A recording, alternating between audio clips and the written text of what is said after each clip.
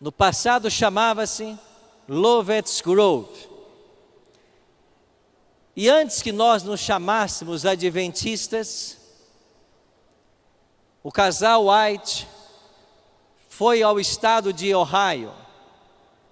E eles queriam visitar ali famílias guardadoras do sábado. Eles passaram o final de semana visitando cerca de 40 famílias. E nos dias 13 e 14 de março de 1858,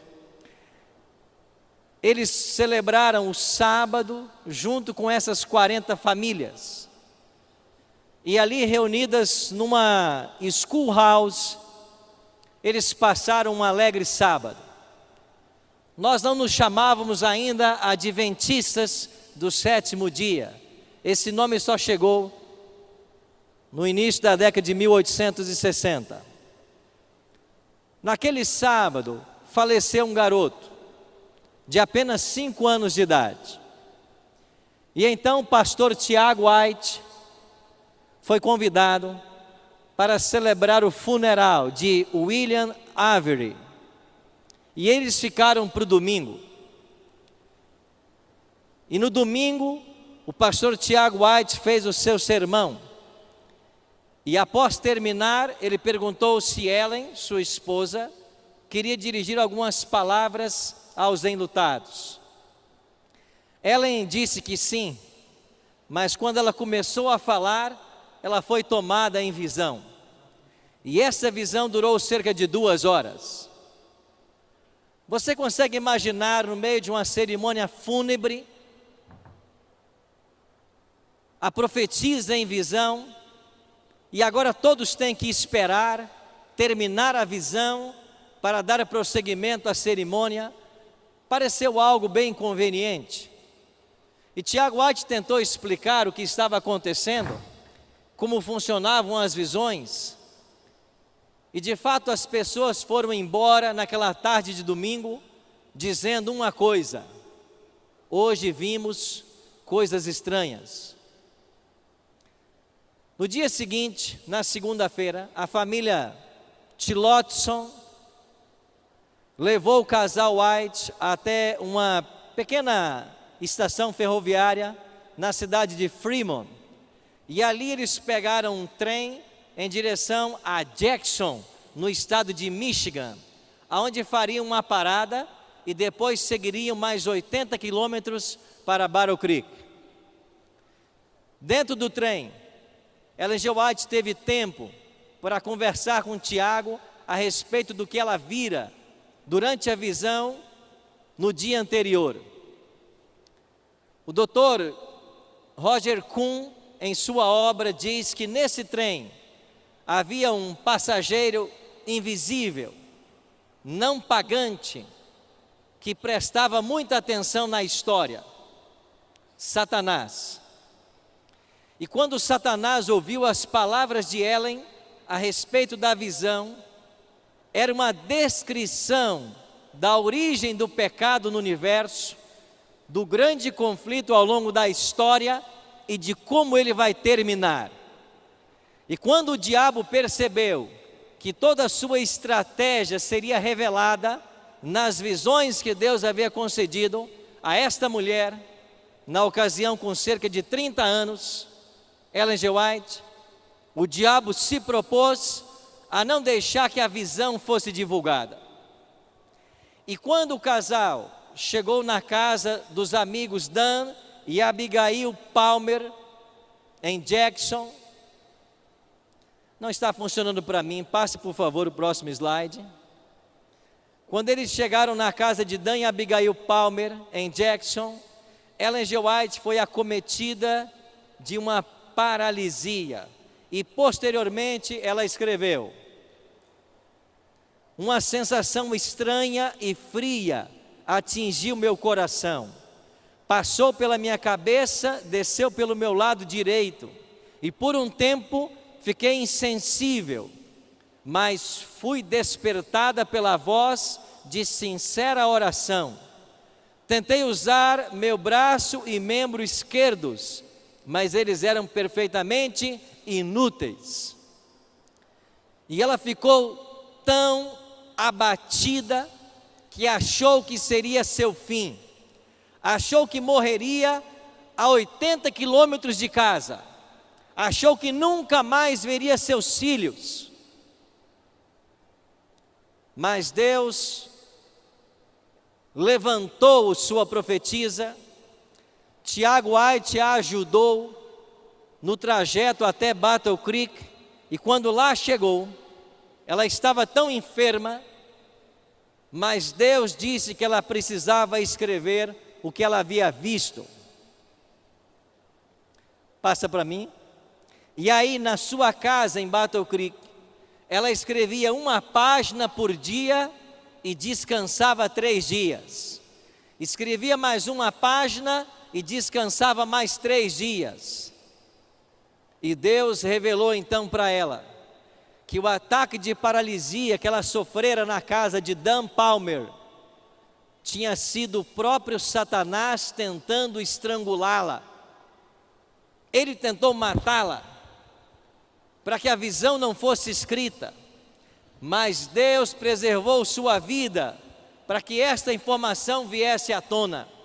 E no mês de setembro daquele ano, saiu o que nós chamamos de Spiritual Gifts, volumes 1 e 2, que depois veio a ser traduzido como A Grande Controvérsia entre Cristo e Satanás. Um manuscrito de 219 páginas, desmascarando a obra de Satanás e dando para nós uma visão clara do grande conflito. Nos anos posteriores, Ellen G. White terminou os volumes 3 e 4 de Spiritual Gifts e escreveu 4 volumes, chamados O Espírito de Profecia. E depois eles foram atualizados. E a partir de 1888, nós temos a publicação daquilo que nós chamamos a série do grande conflito. O Desejado de Todas as Nações, Patriarcas e Profetas, Profetas e Reis e Atos dos Apóstolos. O que sabemos sobre a origem do mal nesse universo? Nós temos que recorrer aos profetas Isaías e Ezequiel. Lá nós temos um vislumbre de como o mal chegou em nosso universo. O profeta diz: como caíste do céu, ó estrela da manhã. E no verso 13, tu que dizias no teu coração: eu subirei ao céu, acima das estrelas de Deus, exaltarei o meu trono. Apocalipse diz que por causa dessas pretensões, no coração desse anjo, houve uma batalha no céu. E Lúcifer foi expulso, e ele arrastou consigo a terça parte dos anjos de Deus. Ellen G. White amplia um pouco a visão, e ela diz que Deus, em sua grande misericórdia, suportou longamente a Satanás.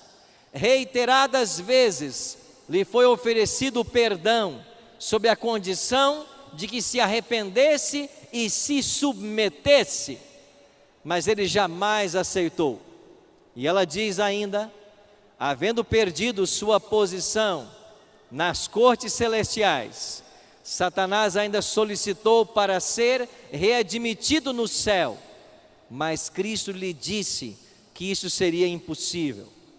O próprio Satanás deixou a presença de Cristo, plenamente convencido de que não havia possibilidade de ser reintegrado no favor de Deus. E uma vez que ele perdera a chance de continuar na presença de Deus, ele tornou-se o grande inimigo. E a partir daí, a sua estratégia foi revelada. E o que nós sabemos sobre a sua estratégia ao longo da história? Apocalipse 12 diz: ai da terra e do mar, porque o diabo desceu até vós, sabendo que pouco tempo lhe resta.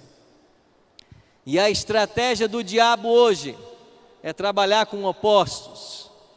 Ou ele procura levar as pessoas à satisfação e ao prazer, e como resultado disto, nós temos uma sociedade hedonista, que vive apenas pela busca do prazer, Se me dá prazer, isto eu quero.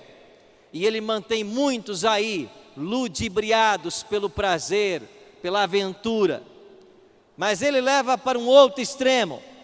Ele traz tragédias, catástrofes, misérias. E ele mantém outros cativos do sofrimento. E a religião, que deveria ser um norte para todos nós, a igreja, que deveria estar para orientar as pessoas dentro desse grande conflito, acaba tornando-se uma verdadeira Babilônia. E cada igreja aponta numa direção, cada igreja dá uma versão, cada igreja apresenta a sua versão para o fim. Oxford listou recentemente 34 mil religiões cristãs. E é por isso que você está aqui nessa manhã. Porque nós, como igreja adventista, não somos mais uma igreja. Nós somos a igreja. Porque Deus colocou sobre os meus ombros e sobre os seus ombros uma sagrada responsabilidade. Não existe outra igreja na face da terra que tenha uma visão tão clara a respeito do grande conflito, como ele se desdobra e como ele vai ser concluído. E nós temos uma missão profética de nos unirmos ombro a ombro e advertirmos o mundo a respeito do fim e da volta de Cristo. Ellen G. White tem 2 textos que eu queria ler com vocês. O primeiro deles em Testemunhos Seletos, volume 2. Não temos tempo a perder. O fim está o quê, irmãos? Próximo. Segundo a luz que me foi dada por Deus, diz ela, sei que as potências das trevas estão trabalhando com intensa energia que procede de baixo, e a passos furtivos vai Satanás avançando para se apoderar dos que agora se acham distraídos, qual lobo que se apodera da presa. Muitos estão ensinando que o diabo não existe, muitos estão fazendo brincadeira com ele, mas ele está furtivamente desenvolvendo sua obra e levando milhares à ruína, e nós não temos tempo a perder. E ela faz uma outra advertência em Testemunhos Seletos, no volume 3.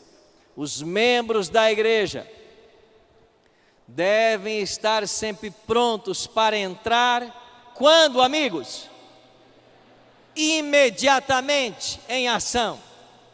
Aonde quer que vejamos o trabalho por fazer, devemos lançar-nos a ele e executá-lo, olhando para quem? Para Jesus, constantemente para Jesus.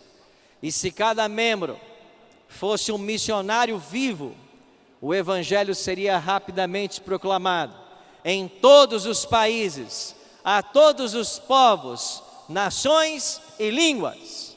Mateus 24:14 se cumpriria, e então Jesus voltaria. Por isso eu e você estamos aqui nessa manhã. Nós somos os membros desta igreja, e o apelo para mim e para você é que nós sejamos um missionário vivo, aonde quer que estivermos. Aí temos que ser um missionário. E Deus tem pressa em sua obra. O Espírito Santo está trabalhando de forma extraordinária. E Ele está precisando de homens e mulheres que se coloquem ao seu dispor para uma obra sobrenatural. Outro dia eu recebi uma ligação da Bahia.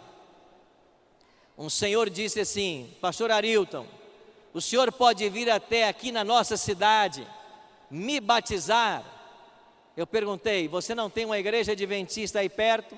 Ele disse: não, pastor, nós moramos numa vila no interior da Bahia, não tem igreja. A igreja mais perto mais próxima está a 40 quilômetros.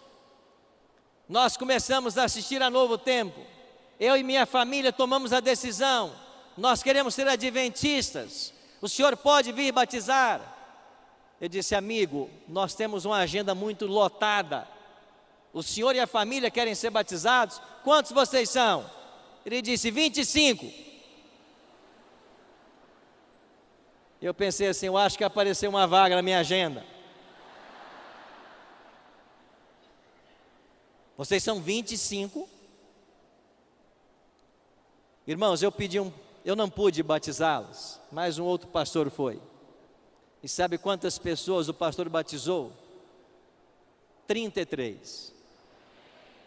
E eles, a família, construíram a igreja adventista do local. O Espírito Santo tem pressa. Ele está esperando homens e mulheres se levantarem, se colocarem disponíveis para que Ele possa usar.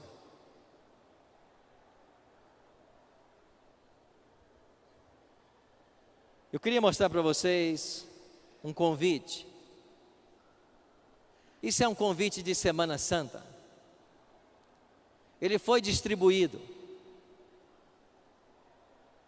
num bairro da periferia, lá da Grande Vitória, no Espírito Santo.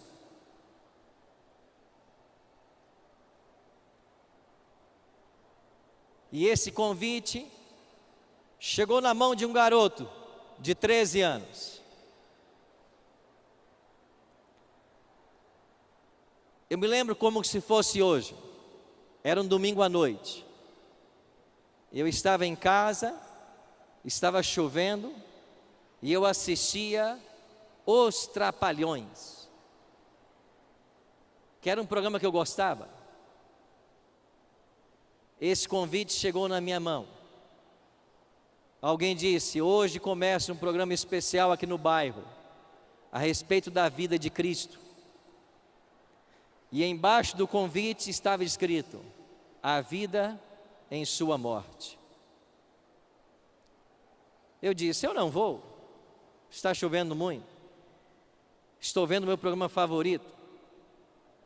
Mas eu fiquei olhando para aquele convite e algo tocou meu coração. E eu deixei a minha casa, enfrentei uma rua que já estava alagada e fui para um salão. E lá eu encontrei um médico, ancião dessa igreja, que mesmo tendo uma agenda muito concorrida, separava tempo para falar do amor de Cristo. Seu nome, Dr. Emanuel Ruela. E esse homem alto, um pouco corcunda, falava do amor de Deus como eu jamais tinha ouvido. E todas as noites ele foi cativando meu coração. Eu fiz um estudo completo com eles, chamado Encontro com a Vida. E quando foi em setembro daquele ano, eu me batizei e aceitei a Cristo como meu Salvador. O evangelismo desse médico, ancião de igreja, durou 60 noites. Mas nas 60 noites, ele levou o batismo apenas um garoto de 13 anos. Muitos olharam e disseram: o evangelismo de Dr. Emanuel Ruela esse ano foi um fracasso. 60 noites e batizou um garoto. Mas esse garoto era eu. E graças ao seu trabalho, eu não tive o destino que tiveram meus amigos de infância. Todos morreram nas drogas. Todos. Você não tem ideia do quanto o seu trabalho é precioso. Você não tem ideia de quanto é valoroso cada sermão que você faz. cada estudo, cada evangelismo. E mesmo tendo se passado mais de 30 anos, eu guardo esse convite comigo até hoje, porque há mais de 30 anos eu recebi um convite da Igreja Adventista. Graças a esse folheto, a esse papel, eu pude ter a minha oportunidade, a minha experiência com Jesus. Você foi chamado aqui hoje para fazer uma obra excelente. Nós, pastores, até recebemos para fazer isso. Você não. Mas Deus um dia vai recompensar você. Nós não podemos. A igreja não vai poder nunca recompensar você pelo que você faz. Você podia estar com a sua família, podia estar no lazer, podia ter viajado, mas nesse domingo, você veio aqui para esse local, porque Deus tem um plano especial na sua vida. Ele quer usar você, e só a eternidade vai revelar os frutos do seu trabalho. Por isso, se prepare, porque vai ser um domingo muito especial. E se nós nos colocarmos à disposição de Deus e de seu Espírito, nós veremos milagres acontecerem. E enquanto ela viajava para Jackson, Michigan, voltando para casa, ela contou em um trem a visão para Tiago White. E quando eles chegaram em Jackson, na casa de Dan e Abigail Palmer, o diabo tentou matar Ellen G. White. Ele não queria que a visão fosse revelada. Pode passar? Mas Deus levou avante o seu projeto e ajudou a profetisa a escrever 219 páginas com muita dificuldade, que depois veio a ser a série Grande Conflito que nós conhecemos. Prezo mais o livro Grande Conflito do que a prata e o ouro, e desejo grandemente que seja apresentado ao povo. E enquanto escrevia o manuscrito de O Grande Conflito, eu me sentia muitas vezes consciente da presença dos anjos de Deus. Pode passar. Ellen G. White narra em detalhes singulares todo o conflito que se originou no céu e a expulsão de Lúcifer de lá. Em ocasião eu fui chamado para um debate numa rádio e eu estava falando a respeito da veracidade do dom profético. E ali havia mais 3 pastores e um deles disse assim para mim, com um grande conflito nas mãos: Pastor Arilton, se essa mulher é profetisa, me explica então o que ela está escrevendo aqui. E ele leu partes do Grande Conflito que dava detalhes a respeito da expulsão de Lúcifer no céu. E depois ele se voltou para mim e perguntou: aonde está mesmo isso na Bíblia, pastor? Se ela escreve além do que está na Bíblia, ela não é uma falsa profetisa? Irmãos, há momentos difíceis, né? Mas o Espírito Santo sempre está aí para nos ajudar. E na mesma hora me veio a resposta. E eu disse para ele assim: Ellen G. White escreveu algo que não está na Bíblia. E ela pode fazê-lo porque ela é uma profetisa. Porque só o profeta pode dar uma informação que não está na Bíblia. Agora, se você me provar que ela é uma falsa profetisa, eu dou o braço a torcer. Você pode? E ali nós passamos os testes de um verdadeiro profeta, e ele entendeu que por ela ser profetisa, ela pode trazer detalhes que a Bíblia não traz. E Ellen G. White traz detalhes. Essa rebelião que começou no céu, pode passar, foi para o Éden. E você sabe que o diabo conseguiu enganar Adão e Eva. E então Deus ali mesmo fez uma promessa.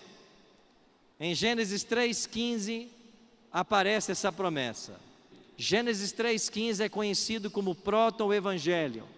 Deus disse assim: haverá inimizade entre a mulher, Eva, e a serpente, o descendente da mulher e a serpente. E essa profecia cumpriu-se com a vinda de Cristo. Interessante que quando Adão e Eva têm o seu primeiro filho, Gênesis 4:1 vai dizer, vai registrar palavras de Eva: adquiri um varão com o auxílio do Senhor. Assim traduziu-se o português, mas no original hebraico não está assim. O hebraico diz: adquiri um varão, o Senhor. Eva esperava que Caim fosse o Messias, mas a história mostrou que não era. Depois Deus estabelece a aliança com Noé, os filhos de Noé. Um deles era Sem, as famílias semitas, e foi com as famílias semitas que Deus estabeleceu sua aliança. Mas a inimizade colocada entre a serpente e o descendente da mulher já começou desde o paraíso. E quando nós chegamos nas famílias de Noé, Sem, Cão e Jafé, é a família de Sem que vai manter a aliança. 10 gerações depois de Sem, chega Abraão.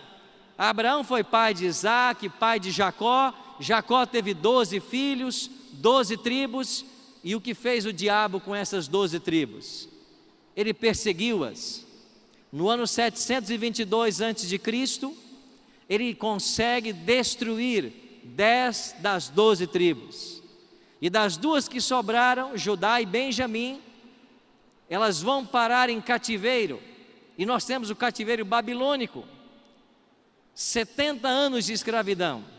Mas lá no cativeiro babilônico, o povo já tinha a promessa de um libertador, seria Ciro.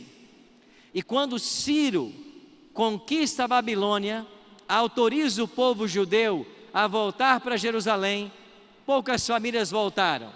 Mas aqueles que voltaram, reconstruíram a cidade e o templo.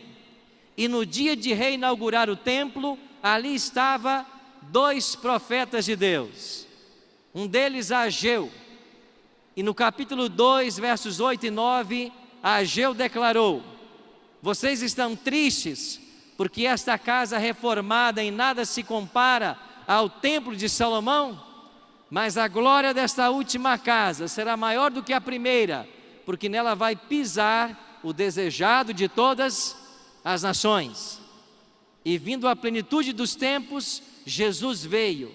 E em Mateus 24:1, quando ele entra no templo, se cumpre a promessa de Ageu. E desde o nascimento, o diabo tentou matar a Cristo.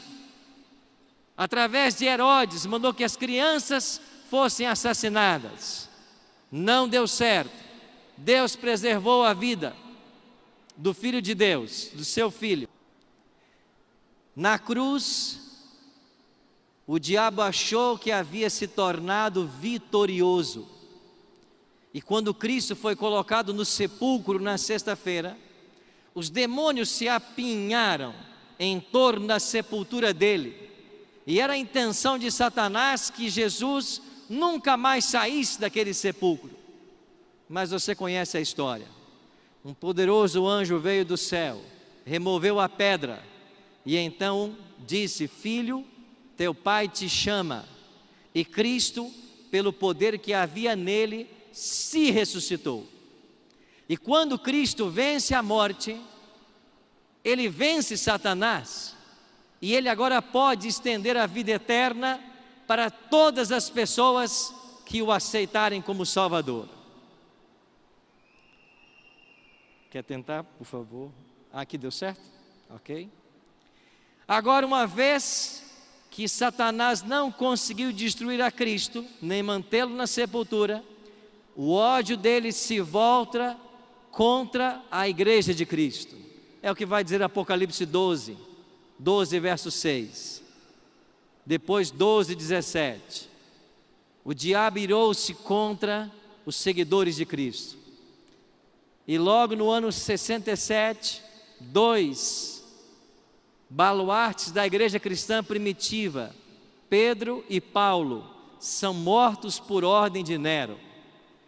No ano 70, Jerusalém foi destruída. E do ano 72 até o ano 80, os judeus escravizados na destruição de Jerusalém foram forçados a construir o Coliseu Romano. E quando o Coliseu foi inaugurado, morreram 10.000 animais selvagens e 5.000 cristãos nos meses de festa inaugurando o Coliseu. Até hoje o Coliseu permanece como um símbolo de milhares que ali depuseram suas vidas por amor a Cristo. Mas Apocalipse 12 diz que esta perseguição à mulher duraria 1260 anos. E nesses 1260 anos, o diabo perseguiu aos que buscavam ser leais à palavra de Deus. Podemos mencionar entre eles os valdenses, os albigenses, os huguenotes, um povo pacífico que buscava seguir a vontade de Deus e sua palavra. Foram perseguidos e mortos. No século XII, o diabo estabeleceu, quem sabe, o seu pior estratagema, o Tribunal do Santo Ofício. E nesse tribunal, as pessoas eram declaradas hereges pelo simples fato de não aceitarem a autoridade da igreja romana e por desejarem manterem-se leais à palavra de Deus. Existem historiadores que afirmam que nesses 12 séculos morreram cerca de 150 milhões de cristãos. O diabo perseguindo todo aquele que amava a Bíblia e ao Senhor Jesus. O grande conflito se intensificou na história. Cristo mesmo declarou que se esses dias não fossem abreviados, nenhuma carne se salvaria. E o que trouxe a abreviação, as perseguições da Idade Média, foi o movimento da Reforma Protestante. Mas antes que a Reforma chegasse, aí nesse mesmo prédio, na cidade de Constança, na Alemanha, foram condenados à fogueira John Hus e Jerônimo de Praga. E quando chegamos na Reforma Protestante, o maior expoente desse movimento, Lutero, também foi severamente provado. E Lutero foi chamado a Worms para defender a sua visão. E a igreja romana queria que ele renunciasse àquilo que ele ensinava em seus livros. E lá em Worms, a igreja intencionava matá-lo. Mas por ajuda ou com a ajuda de Frederico, o sábio da Saxônia, Lutero foi sequestrado e levado para um castelo onde ele passou 10 meses em segurança. Aí está o castelo de Wartburg. E esse Frederico sábio era apaixonado com a causa de Lutero. E ele disse para os seus soldados: eles vão matar Lutero, para que não matem, vocês o sequestrem e coloquem ele nos meus domínios, mas num local aonde eu não saiba, porque se eles descobrirem o meu apoio e me torturarem, eu não poderei entregá-lo. E por 10 meses Lutero ficou aí, oculto nesse castelo, de onde traduziu o Novo Testamento para o alemão. E quando todos pensavam que Lutero estava morto, o povo estava tendo a Bíblia na sua língua. O autor de Hebreus capítulo 11 diz que todos esses que morreram ao longo da história eram homens dos quais o mundo não era digno. E quando nos aproximamos do fim agora do grande conflito, Ellen G. White faz uma previsão.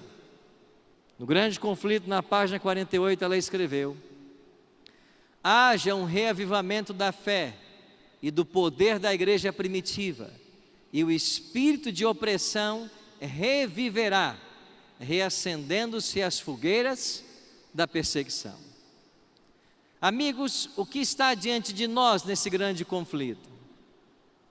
Deus vai levantar dentro dessa igreja um tremendo movimento, que vai ser liderado pela chuva serôdia.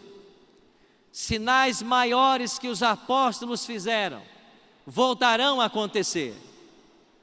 E quando esses sinais começarem a acontecer, quando as 3 mensagens começarem a ser pregadas, no poder do Espírito, as perseguições voltarão. Mas quem está preocupado com perseguição? Nós devemos estar preocupados em estar prontos para receber esse poder. Porque finalmente, quando concluir-se a história humana, todo ser humano vai ser possuído por um Espírito.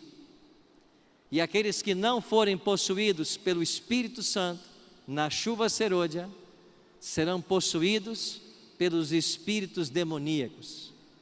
Porque os 4 anjos soltarão os ventos, e o ser humano ficará entregue à mercê de Satanás.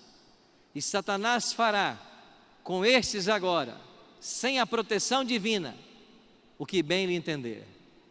E eu fico pensando, se num tempo onde o Espírito atua como hoje, nós testemunhamos as maiores atrocidades acontecerem, o que vai acontecer quando o Espírito finalmente se retirar da terra?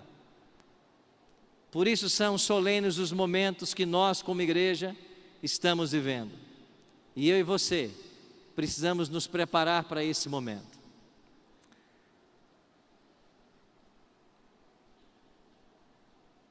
Passa para mim, por favor. Ok. Apocalipse 13, 15. Traz para mim e para você uma profecia. E foi-lhe dado comunicar fôlego à imagem da besta, para que não só a imagem falasse, como ainda fizesse morrer quantos não adorasse quem? A imagem da besta. Ou seja, a questão da adoração vai dividir a humanidade. E aqueles que não aceitarem adorar a besta, finalmente serão declarados dignos de morte. Mas eu e você não precisamos nos preocupar com nada disso. Olha o que escreveu Ellen G. White nesse livro extraordinário, Grande Conflito. Posto que um decreto geral haja fixado um tempo em que os observadores dos mandamentos poderão ser mortos, seus inimigos, em alguns casos, se antecipam ao decreto e antes do tempo especificado, se esforçam por tirar-lhes a vida. Mas ninguém, amém? Ninguém pode passar através dos poderosos guardas estacionados ao redor de toda a alma fiel. Alguns são assaltados ao fugirem das cidades e vilas, mas as espadas contra eles levantadas se quebram e caem tão impotentes como a palha. Outros são defendidos por anjos sobre a forma de guerreiros. Cumprir-se-á a promessa do salmista: 1000 cairão ao teu lado, 10.000 à tua direita, mas tu não serás atingido. Eu estava num sábado à noite em São Paulo ajudando o pastor Elias, ou pastor Abdala, no evangelismo. E antes que começasse o programa, uma família me procurou e eles queriam contar uma história. A esposa não conseguiu falar porque estava emocionada, e eu disse: vem depois do evento. E depois do evento eles vieram. Ela continuava emocionada, e o esposo então disse assim para mim: pastor, ela não consegue contar a história, deixa eu contar. Está aqui minha esposa, meu filho de 5 anos. O senhor se lembra um Bíblia Fácil que o senhor teve, e haviam ali vários pastores evangélicos, e vocês discutiram muito sobre o livro de Daniel e sobre a identidade de Miguel? E eu disse: claro que eu me lembro. Foi a temporada mais difícil de gravar no programa Bíblia Fácil. E ele disse: pois bem, eu e minha família estávamos assistindo no sábado à tarde o programa, e na hora que o senhor começou a discutir com um outro pastor a identidade de Miguel, e o senhor dizia que Miguel é Cristo, e ele dizia que Miguel era um anjo. Esse meu filho de 5 anos estava sentado no sofá conosco, e ele, pastor, deu um salto do sofá e foi para perto da TV e disse assim: papai, mamãe, olhem aqui. E nós perguntamos: o que, filho? E ele disse assim: um anjo poderoso ao lado do pastor Arilton. E eles disseram: nós não estamos vendo, filho. E o nosso filho insistia: pai, mãe, olha aqui, do lado do pastor Arilton, um anjo enorme de branco, o senhor não está vendo? E naquele sábado à noite, com Marcos Gabriel, eu entendi por que aquela temporada foi a mais difícil de ser gravada. Porque quando o evangelho eterno é pregado, a oposição é levantada. Mas todas as vezes que entrarmos no terreno para resgatar almas sinceras, os anjos de Deus estarão conosco. Você colocou um desafio no papel esta manhã. Nunca se esqueça: ao você sair para fazer o trabalho de Deus, mesmo que você não veja, os anjos irão com você. E eles irão para proteger você, para guardar você e para dar a você a certeza da vitória. E agora, no tempo do fim, pós 1798, pós supremacia papal, o Apocalipse declara o seguinte: irou-se o dragão contra a mulher e foi pelejar com os restantes da sua descendência, o último remanescente. Quem são eles? Primeiro, os que guardam os mandamentos de Deus. E em segundo lugar, primeiro eles guardam os mandamentos de Deus. A lei de Deus hoje está sob forte ataque, e você vai encontrar muita gente por aí criticando os mandamentos, se não criticando o sábado. Mas eu e você somos os reparadores de brechas, e nós devemos exaltar a lei de Deus. Outro dia me perguntaram: vocês adventistas só falam sobre a lei sábado? E eu disse: se nós não falarmos, quem vai falar? Então nós temos que exaltar a vigência da lei de Deus. Esta é a norma do juízo. Todo ser humano vai ter que dar conta um dia do bem ou mal que fez por meio do corpo, mas a norma será a lei. E além da lei, nós temos o testemunho de Jesus, que de acordo com Apocalipse 19:10, é o espírito da profecia. Deveria haver nesse remanescente do tempo do fim um profeta moderno. E nós temos em Ellen G. White uma profetisa moderna. Todos os testes da Bíblia, quando aplicados a Ellen G. White, ela passa em todos eles.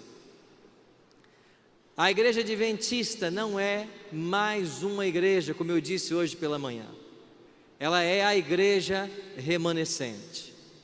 Deus vai usar os sinceros desta igreja para concluir a pregação do Evangelho. E eu e você estamos aqui porque nós queremos estar entre estes que vão dar à trombeta o sonido certo. Agora nós estamos passando por uma crise de identidade dentro da igreja. E alguns estão temendo o futuro do adventismo. Isso já estava escrito no livro A Mão de Deus ao Leme, quando no seu prefácio, o pastor Joel Sarli declarou de que a história dos organismos religiosos ensina que a terceira geração de membros enfraquece a textura do movimento, porque perde o contato com os fundamentos escritos e defendidos pelos pioneiros. Deixa eu perguntar para você: a igreja adventista hoje é a mesma de 30 anos atrás? Não. E por que não é? Porque quanto mais distantes de Ellen G. White, quanto mais distantes de José Bates, Uriah Smith, etc., nós corremos o risco de perdermos nossa identidade. E alguns estão falando já sobre o fim da igreja como um organismo vivo. Este autor David Mulber, que é um sociólogo da religião, ele diz que toda igreja tem 5 ciclos de vida. E quando chega o quarto, que é a institucionalização, o movimento se desintegra. E mesmo ele não sendo adventista, ele faz uma análise da igreja adventista. E ele diz assim: os adventistas passaram por sua organização incipiente de 1844 a 1863. Em 1863 foram formalmente organizados. 1900, eficiência máxima, quando todas as instituições estavam a serviço da missão. 1950, ele aponta que começou o processo de institucionalização da igreja e que o próximo passo será a sua desintegração. Será que isso vai acontecer com o adventismo? Há autores, mesmo dentro da igreja, falando sobre este perigo. Por exemplo, Ron Spears escreveu O Adventismo em Crise. George Knight, a senhora gorda do reino, falando do perigo da institucionalização. William Johnson falou de um adventismo fragmentado. A pergunta que vem para mim e para você é: será que Deus tem um plano B? Vai surgir um outro movimento mais leal à revelação divina? Os que estão dizendo que sim, estão apontando para o movimento cíclico da história. E eles dizem o seguinte: olhe para o povo de Israel, era o povo de Deus no Antigo Testamento, deixou de ser, porque não viveu à altura do que Deus esperava. Então Deus levantou a igreja cristã primitiva, mas esta igreja organizada com os 12 apóstolos, ela também vai cair da fé, e Deus vai tirar dela os sinceros e levar para o deserto. Depois tivemos o movimento da Reforma Protestante, que acontece dentro dos 1260 anos em que a igreja estaria no deserto. Mas o movimento da Reforma não reformou tudo o que pretendia, e eles cometeram excessos. E então veio o movimento milerita, e do movimento milerita surgiu a igreja adventista. Então a pergunta que fica é: será que Deus vai usar outro movimento, como tem usado até aqui na história? Eles até estão citando Ellen G. White. E Ellen G. White tem um texto que diz: por não haverem cumprido o propósito de Deus, os filhos de Israel foram abandonados e o convite divino estendido a outros povos. Se estes, falando dos adventistas, também se provarem infiéis, não serão da mesma maneira rejeitados? Então vem a pergunta: poderia a nossa igreja ser substituída por um outro movimento mais leal à revelação divina? Para responder essa pergunta, temos que considerar 3 fatores. O primeiro deles, a natureza profética do movimento adventista. A igreja adventista é, no mundo, a única igreja que tem certidão de nascimento. Nós nascemos no dia 22 de outubro de 1844, conforme apontava a profecia bíblica de Daniel 8, 9 e Apocalipse 10. Nós não surgimos porque 2 pastores brigaram. Nós não surgimos porque alguém um dia acordou e teve uma ideia: eu vou fundar uma igreja. Não, nós surgimos como resultado de uma profecia. Seremos nós substituídos? Não. Por que não? Porque nós somos a igreja da profecia. Amém? Segundo motivo, nós temos um profeta moderno. Na hora que Deus tinha que levantar essa igreja, em 1844, Deus tinha que suscitar um profeta. O diabo sabia disso e havia levantado nos Estados Unidos milhares de falsos profetas. Deus então chamou Reis em Foz, finalmente ele não aceitou. Deus chamou William Foy, finalmente ele não aceitou. E então Deus chamou Ellen Golden Armour. E esta mulher dedicou 70 anos de sua vida a esse ministério profético. Legou a esta igreja 100.000 páginas manuscritas. Eles não estão no mesmo pé de igualdade que a Bíblia. A igreja adventista não tem doutrina fundamentada em Ellen G. White, mas os conselhos que ela deixou para mim e para você são conselhos divinos que devem ser seguidos. Essa mulher, com muita dificuldade, cumpriu o plano de Deus para a vida dela. Eu me lembro numa ocasião em que ela reclamou com Deus e ela disse: eu não pratico o que eu escrevo, eu estou sendo incoerente, eu viajo muito e meus filhos ficam na mão de outras mulheres. E Deus levava tão a sério o ministério dessa mulher que Deus disse assim para ela: se o problema são os filhos, eu vou tirá-los todos. Ela disse: não, eu vou continuar viajando. Mas você entende como Deus encarava o ministério dessa mulher? E o que eu acho engraçado é que, vez por outra, se levanta alguém dentro da igreja criticando, dizendo não crer no que ela escreveu. Você tem esse direito. Agora, ache nos escritos dela alguma coisa que não está de acordo com a Bíblia. Não critique sem saber. Não seja Maria vai com as outras. Não vá pela cabeça de outros. Terceiro, a igreja adventista tem uma visão de sacudidura escatológica.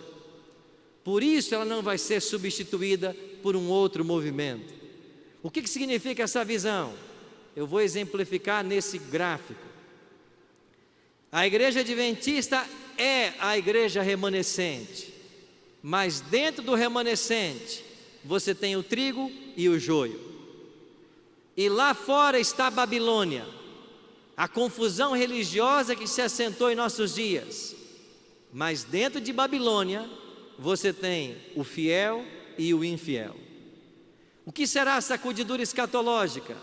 Sairá do adventismo o joio, e ele vai para a Babilônia, e os sinceros de Deus em Babilônia virão para o remanescente.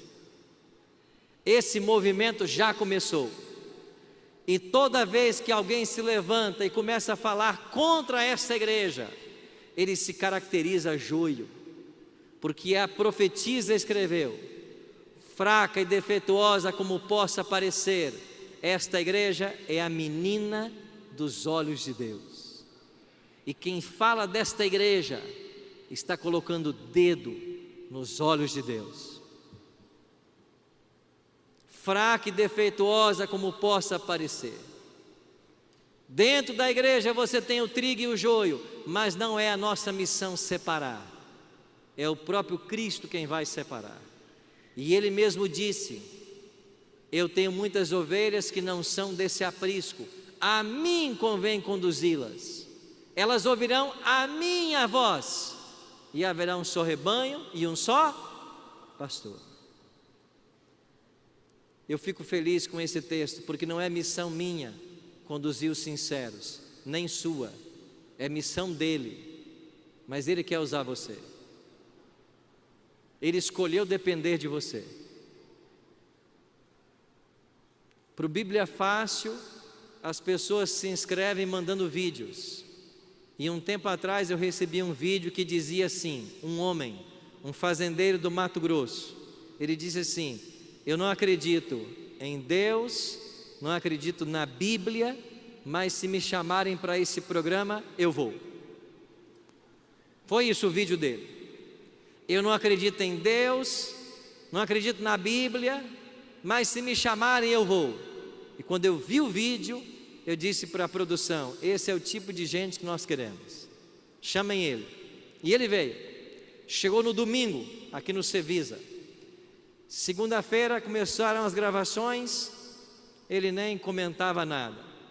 Terça-feira, indiferente. E eu tentei me aproximar um pouco dele, nas caminhadas, nas refeições. Tentei cativar a atenção dele, e ele começou a se interessar aos poucos.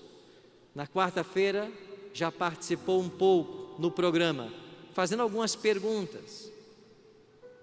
Quando foi na quinta de manhã, quando eu me assentei na mesa para tomar o desjejum no Cevisa, ele chegou e disse: pastor, posso me assentar com o senhor? Eu disse: claro. E ele se assentou e disse: pastor, posso te dizer algo? Eu disse: pode. De ontem para cá, eu sou um novo homem. O senhor é um novo homem? Por quê? Porque eu acredito em Deus. E por que o senhor acredita em Deus? Porque ontem ele falou comigo. O senhor me batiza? Eu disse: claro. Você quer ir para a missão? Não é obra sua converter as pessoas, mas Ele escolheu depender de você. E se você não for, nada vai acontecer. As pessoas que Deus queria alcançar através de você, elas não serão alcançadas. Eu queria contar uma outra história para você. Este foi um grupo do Bíblia Fácil, que nós gravamos algum tempo atrás. E quando eu fiz o apelo para o batismo, vários ficaram de pé. Eu orei com eles. E quando terminou a gravação, apagaram-se as luzes, eu vim desmontar o meu equipamento, e 4 jovens dessa foto se aproximaram e disseram assim: pastor, nós queremos ser batizados. Eu disse: eu sei, eu vi vocês de pé. Não, pastor, a gente quer é agora. Eu disse: olha, agora eu não posso batizar vocês. Eu vou explicar como funciona. Vocês irão para a igreja, um pastor vai cuidar de vocês. Vocês receberão estudos que eu não toquei aqui. Vocês vão começar a frequentar, e então vocês serão batizados. E eles foram. Eu voltei para desmontar o equipamento, e uma garota voltou e disse: pastor, eu queria ser batizada agora. Eu disse: mas você não entendeu o que eu acabei de explicar? Ela disse: pastor, o senhor não conhece a minha história. Eu disse: qual é a sua história? Pastor, eu era membro da igreja cristã por 10 anos. A minha família toda é da igreja. Me ensinaram a vida inteira que vocês são uma seita. Eu nunca conversaria com um adventista. Na nossa igreja só existe uma autoridade, é o presbítero, e quando ele fala debaixo de revelação. Mas um dia meu esposo chegou em casa e disse: comprei um presente para você, uma antena da Sky. Aí tem vários canais de culinária, eu sei que você gosta tanto. Eu vou colocar a TV na cozinha para que você assista enquanto você prepara as refeições. Eu fiquei muito feliz com o presente, comecei a assistir. Mas pastor, eu cheguei no canal da Novo Tempo, e quando eu comecei a ver o que os pastores pregavam na TV Novo Tempo, e que eu nunca havia aprendido em 10 anos na igreja, eu entrei num conflito. Eu chamei meu esposo e disse para ele: olha o que esse povo está ensinando. E o meu esposo disse: este canal é de uma seita, nunca mais sintonize. Mas eu não ouvi meu esposo, eu continuei assistindo. O Espírito de Deus trabalhou no meu coração, e chegou num momento que eu entrei num conflito tão intenso, que eu me coloquei de joelhos e disse para Deus: se esse canal tem a verdade, eu quero uma revelação do Senhor. No dia seguinte o telefone lá de casa tocou. Era o produtor do Bíblia Fácil, Davi. E ele disse para mim: você foi selecionada para gravar com o pastor Arilton Bíblia Fácil. E eu disse: eu fui o quê? Selecionado? Eu não me inscrevi em lugar nenhum. Como é que você tem o meu telefone? Como é que você sabe o meu nome? E o produtor, sem entender nada, disse: eu não sei. Eu só sei que o seu nome está aqui entre aqueles que querem gravar com o pastor Arilton. E ela disse: mas eu não me inscrevi em lugar nenhum. Como você sabe meu nome? E enquanto ela discutia com o produtor, ela se lembrou da oração do dia anterior. E disse: é Deus me respondendo. Ponha meu nome, eu vou. E é por isso que eu estou aqui, pastor. E quando o Senhor fez o apelo para o batismo, eu peguei meu telefone e eu fui lá fora. E eu liguei para o meu esposo. Ele disse assim: você vai se batizar? Ela disse: eu vou. E ele disse: então escolha entre ser batizada e o seu casamento. Se você se batizar, não precisa voltar para casa. O casamento está acabado. E eu disse para o meu esposo: pastor, você está pedindo para mim escolher entre você e Cristo? A escolha está feita. Eu fico com Jesus. Pastor, eu não tenho mais esposo. Eu não tenho mais casa para morar. A minha família certamente vai me abandonar. E o senhor não vai me batizar? Na mesma hora eu desci para a piscina e batizei essa garota. Ela voltou para casa. O esposo perguntou: você se batizou? Ela disse: sim. Aqui não é sua casa mais então. E ela foi expulsa de casa.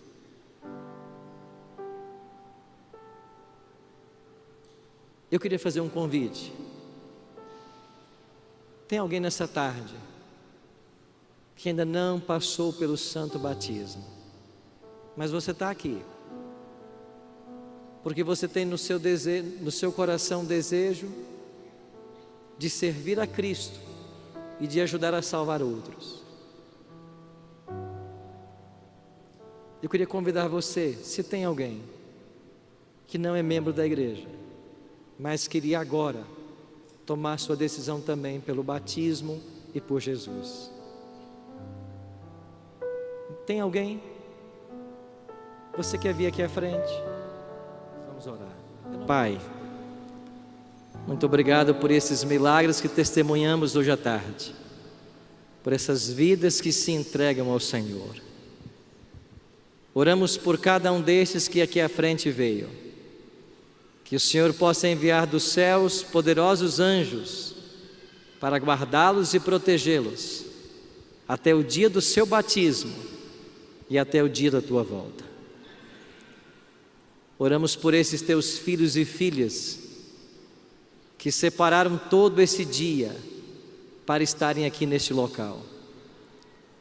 Que o teu Espírito Santo conduza cada um deles.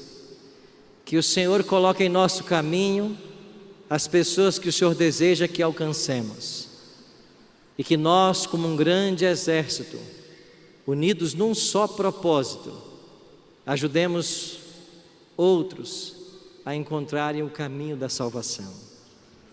Abençoe a Associação Paulista Central, todos os pastores, a sua liderança, e permita que 2019 seja um ano de lindas vitórias, para a honra e glória do teu santo nome. E é em nome de Cristo que nós te oramos. Amém.